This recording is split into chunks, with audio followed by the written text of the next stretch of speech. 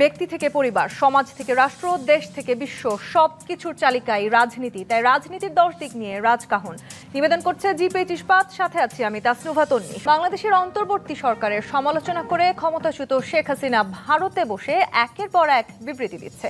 নেতাকর্মীদের সাথে ভার্চুয়ালি যুক্ত হয়ে হরতাল, অবরোধ কর্মসূচির মতো দিচ্ছে নানা নির্দেশনা। এর সবকিছুকে ইঙ্গিত করে প্রধান উপদেষ্টা অধ্যাপক ডক্টর মোহাম্মদ ইউনূস এক গণমাধ্যমকে সাক্ষাৎকার দিয়ে বলেছেন, একটি পলাতক দল দেশকে অস্থিতিশীল করতে সর্বাত্মক চেষ্টা করছে। তিনি সরাসরি আওয়ামী লীগের নাম না নিলেও দলটিকে এখনো তিনি নতুন বাংলাদেশের জন্য হুমকি মনে করছেন। সরকারের পাশাপাশি বিএনপিও বলছে, বাইরে থেকে ফ্যাসিস্ট শেখ হাসিনা এবং দেশের ভেতর থেকে একটি পক্ষ গণতন্ত্রকে বাধাগ্রস্ত করার চেষ্টা করছে। বর্তমান বাংলাদেশে আওয়ামী লীগ কতটা হুমকির, সরকার ও রাজনৈতিক দল সহ সবার দৃষ্টিতে বাইরের শত্রু শেখ হাসিনা হলে ভিতরের শত্রু কারা? এই শত্রুদের প্রতিহত করতে করণীয় কি? এ বিষয়টা কার প্রস্তুতি কতটা? এসব নিয়ে আলোচনায় আজ রাজকাহন স্টুডিওতে আছেন বিএনপি চেয়ারপারসনের উপদেষ্টা সৈয়দ মোয়াজ্জেম রাজকাহনে। রুহিন হোসেন প্রিন্স আপনাকে সহায়তা করছে। দেশের ভেতরের মূল শত্রু তাহলে কারা? ধন্যবাদ আপনাকে। আমি আলোচকদেরকে ধন্যবাদ জানাচ্ছি, যারা শুনছেন তাদেরকে শুভেচ্ছা জানাচ্ছি। হ্যাঁ, ঠিক আমি আমাদের প্রধান উপদেষ্টা ডক্টর মোহাম্মদ ইউনূসের সাক্ষাৎকারটা দেখার চেষ্টা করেছি। উনি আসলে বিবিসির সাথে যতটুকু এটা পড়ে বুঝলাম, যে এর আগেও উনি ক্ষমতায় নেওয়ার আগেও একবার সাক্ষাৎকার দিয়েছিলেন। ওইটার একটা ধারাবাহিকতা ধরে বিবিসির সাংবাদিক ওনাকে অনেকগুলো প্রশ্ন করেছেন এবং উনি অনেক উত্তর দিয়েছেন। এবং আমার বিবেচনায় এইখানে কিন্তু অনেক কথা আছে, অনেকগুলো প্রশ্ন, অনেক কথা আছে। তার মধ্যে একটা আমার বিবেচনায় যদি বলেন ছোট্ট প্রশ্নের উত্তর, যেটা দিয়ে আপনি আলোচনা শুরু করলেন, কিন্তু এটা একটা ছোট্ট প্রশ্নের উত্তর হলেও আমাদের দেশবাসী এবং জনজীবনের জন্য গুরুত্বপূর্ণ। এই পয়েন্টটা দেশের অস্থিতিশীলতা, আমার বিবেচনায় এটাই গুরুত্বপূর্ণ। এখন সেইটাকে আমি একেবারে এক বাক্যে যদি বলি, যে এত বড় একটা গণঅভ্যুত্থান সংগঠিত করতে হলো এবং যারা ক্ষমতায় ছিল তারা তো দীর্ঘদিন ধরে এক ধরনের স্বৈরতন্ত্র, ফ্যাসিবাদী ব্যবস্থা কায়েম করেছিল এবং তাদের একটা হিসাব ছিল আরও দীর্ঘদিন ক্ষমতায় থাকবে। তারা ভাবতেও পারেনি এবং ক্ষমতায় থাকার জন্য সর্বমাত্র প্রশ্ন করেন। তাহলে তো আমি তো পাল্টা প্রশ্ন করি যে আপনি তাহলে প্রথম অঙ্কটা তো ভুল করেই আগে এগিয়েছেন।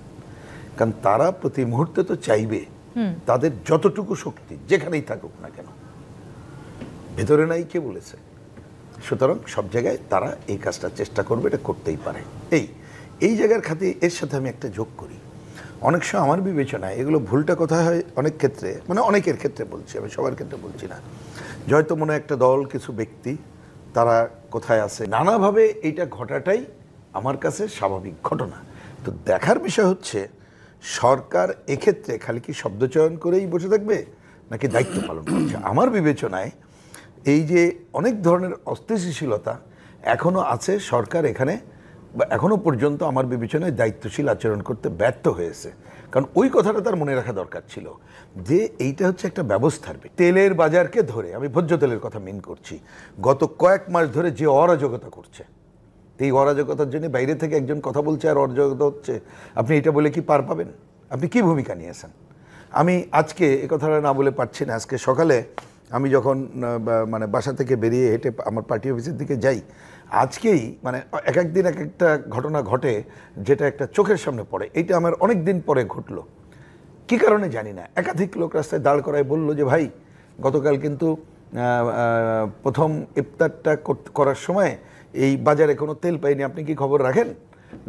এত খারাপ অবস্থা, আপনারা তো কেউ বেশি কিছু বলছেন না। তো দীর্ঘদিন ধরে তো এটা চলছে। তাহলে এই যে অস্থিতিশীলতা, এটাও তো অস্থিতিশীলতা। কারণ একটা স্বৈরাচারের ফ্যাসিস্টিক চরিত্রের অস্থিতিশীলতা খালি ভোট তো না। উনি তো বলেছেন ভোট, দুর্নীতি, অন্যান্য, এই সাক্ষাৎকারে কিন্তু অনেক কথা আছে।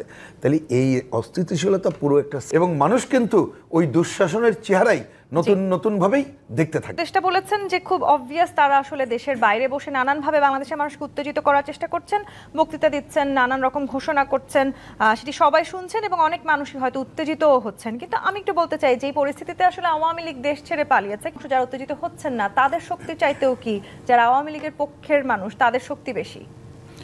না, ধন্যবাদ আপনাকে। এখানে ব্যাপারটা হলো যে কি, আসলে আওয়ামী লীগ তো একটা মানে সাইকোপ্যাথ রাজনৈতিক দল। তারা নিজেরাই মনে করতো তারা এতটা প্রতিহিংসা পরায়ণ ছিল এবং বিরোধী দলের প্রতি তাদের নিপীড়নটা এতটা বেশি ছিল যে তারা সবসময় তারা একটা আতঙ্কে থাকতো যে কোনো সময় যদি সরকারের পতন ঘটে তাহলে এক রাতে 2-4-5,000 10,000 50,000 লোক মারা যাবে, এটা তাদের বক্তব্য ছিল। 5 লাখের কথাও বলেছে, বঙ্গোপসাগরে ঝাঁপিয়ে পড়তে হবে, কিন্তু আসলে সেরকম কোনো ঘটনা ঘটে নাই। সেদিন বিকালবেলায় আমাদের নেতা তারেক রহমান বলেছেন যে পরাজিতরা যদি বিজেপিদের কাছে নিরাপদ বোধ না করে তাহলে তো আপনার সেখানে পরাজয় জয়ের আনন্দটা ম্লান হয়ে যাবে। আমরা মনে করেছি যে যারা পালিয়ে যাচ্ছে তারা পৃষ্ঠ প্রদর্শন করে পালিয়ে যাচ্ছে, পিঠে আঘাত করা কোনো আপনার কাপুরুষতার লক্ষণ। আমরা কাপুরুষ নই, আমরা তাদেরকে আঘাত করিনি। কিন্তু এখন তারা যারা আওয়ামী লীগে আছেন এবং যারা বোরকা পরে দুই একটা তাদের যে দাম্ভিকতা, তাদের যেই আপনার রাজনৈতিক অবস্থান, আমরা তখনই বলতাম টকশোতে সাহস করে এসে যে এটা একটা রাজনৈতিক দল নয়, এটা একটা আপনার একটা দুর্বৃত্তদের একটা দল এবং একটা দেউলিয়া একটা রাজনৈতিক দল। এই দলে কোনো রাজনৈতিক কর্মী নাই। এই দলের ডিসি এই দলের সভাপতি, এসপি এই দলের সেক্রেটারি, টিএনও এই দলের সভাপতি, ওসি এই দলের সেক্রেটারি। ওইরকম একটা রাজনৈতিক দলের পতন হয়েছে এবং এই রাজনৈতিক দলগুলো বাংলাদেশে খুব বেশি অস্থিতিশীল অবস্থায় কায়েম করতে পারবে সেটা আমরা মনে করি না। যদিও তাদের হাজার হাজার লক্ষ লক্ষ কোটি টাকা আছে, কিন্তু টাকা থাকলেও তারা যে পদ্ধতিতে পালিয়ে গেছে দেশের চেষ্টা করবে তা অস্থিতিশীল করার জন্য। কিন্তু বর্তমান যে ডক্টর ইউনূস সাহেবের সরকার, ডাক্তার ইউনূস সাহেব আপনার বিশ্বব্যাপী সমর্থিত একটা লোক, আমাদের কাছে গ্রহণযোগ্য, সর্বজন গ্রহণযোগ্য, কিন্তু তিনি তার প্রশাসন এবং তার আপনার উপদেষ্টা মণ্ডলীকে তিনি সেভাবে কার্যকর ভূমিকা পালন করতে পারছেন না বলে আইনশৃঙ্খলার অবনতি, দুর্বৃত্তদের মাথা চড়া, দ্রব্যমূল্যের ঊর্ধ্বগতি। আমরা বলেছি যে আপনারা যে নতুন ব্যবস্থা, পরেও কি তারা আসলে কোনো ব্যবস্থা গ্রহণ করতে পারছেন? তারা কাদের উপর নির্ভর করে ব্যবস্থা করে? ভোজ্য তেলের কথা মিন করছি। গত কয়েক মাস ধরে যে অরাজকতা করছে, এই অরাজকতার জন্য বাইরে থেকে একজন কথা বলছে আর অরাজকতা হচ্ছে, আপনি এটা বলে কি পার পাবেন? আপনি কি ভূমিকা নিয়েছেন? আমি আজকে এ কথাটা না বলে পারছি না। আজকে সকালে আমি যখন মানে বাসা থেকে বেরিয়ে হেঁটে আমার পার্টি অফিসের দিকে যাই, আজকেই মানে এক একদিন এক একটা ঘটনা ঘটে যেটা একটা চোখের সামনে পড়ে। এইটা আমার অনেক দিন পরে ঘটলো, কী কারণে জানি না। একাধিক লোক রাস্তায় দাঁড় করায় বলল যে ভাই, গতকাল কিন্তু প্রথম ইফতারটা করার সময় এই বাজারে কোনো তেল পাইনি, আপনি কি খবর রাখেন? এত খারাপ অবস্থা, আপনারা তো কেউ বেশি কিছু বলছেন না। তো দীর্ঘদিন ধরে তো এটা চলছে। তাহলে এই যে অস্থিতিশীলতা, এটাও তো অস্থিতিশীলতা। কারণ একটা স্বৈরাচারের ফ্যাসিস্টিক চরিত্রের অস্থিতিশীলতা খালি ভোট তো না। উনি তো বলেছেন ভোট, দুর্নীতি, অন্যান্য, এই সাক্ষাৎকারে কিন্তু অনেক কথা আছে। তাহলে এই অস্থিতিশীলতা পুরো একটা, এবং মানুষ কিন্তু ওই দুঃশাসনের চেহারাই নতুন নতুন ভাবেই দেখতে থাকে। চেষ্টা বলেছেন যে খুব অবভিয়াস তারা আসলে দেশের বাইরে বসে নানানভাবে বাংলাদেশের মানুষকে উত্তেজিত করার চেষ্টা করছেন, বক্তৃতা দিচ্ছেন, নানান রকম ঘোষণা করছেন, সেটি সবাই শুনছেন এবং অনেক মানুষই হয়তো উত্তেজিতও হচ্ছেন। কিন্তু আমি একটু বলতে চাই যে এই পরিস্থিতিতে আসলে আওয়ামী লীগ দেশ ছেড়ে পালিয়েছে, যারা উত্তেজিত হচ্ছেন না তাদের শক্তি চাইতেও কি যারা আওয়ামী লীগের পক্ষের মানুষ তাদের শক্তি বেশি? না, ধন্যবাদ আপনাকে।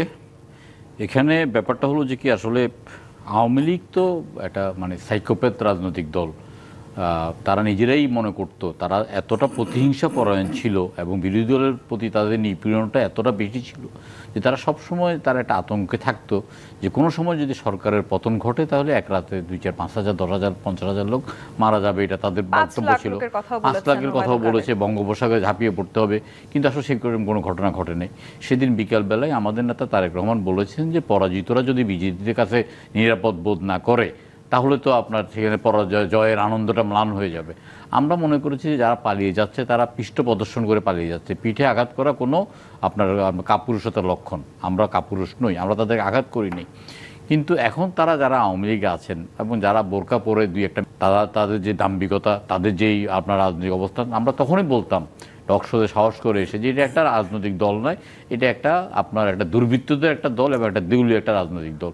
এই দলে কোনো রাজনৈতিক কর্মী নাই। এই দলের ডিসি এই দলের সভাপতি, এসপি এই দলের সেক্রেটারি, টিএনও এই দলের সভাপতি, ওসি এই দলের সেক্রেটারি। ওইরকম একটা রাজনৈতিক দলের পতন হয়েছে এবং এই রাজনৈতিক দলগুলো বাংলাদেশে খুব বেশি অস্থিতিশীল অবস্থায় কায়েম করতে পারবে সেটা আমরা মনে করি না। যদিও তাদের হাজার হাজার লক্ষ লক্ষ কোটি টাকা আছে, কিন্তু টাকা থাকলেও তারা যে পদ্ধতিতে পালিয়ে গেছে দেশের চেষ্টা করবে তা অস্থিতিশীল করার জন্য। কিন্তু বর্তমান যে ডক্টর ইউনূস সাহেবের সরকার, ডাক্তার ইউনূস সাহেব আপনার বিশ্বব্যাপী সমর্থিত একটা লোক, আমাদের কাছে গ্রহণযোগ্য, সর্বজন গ্রহণযোগ্য, কিন্তু তিনি তার প্রশাসন এবং তার আপনার উপদেষ্টা মণ্ডলীকে তিনি সেভাবে কার্যকর ভূমিকা পালন করতে পারছেন না বলে আইনশৃঙ্খলার অবনতি, দুর্বৃত্তদের মাথা চড়া, দ্রব্যমূল্যের ঊর্ধ্বগতি।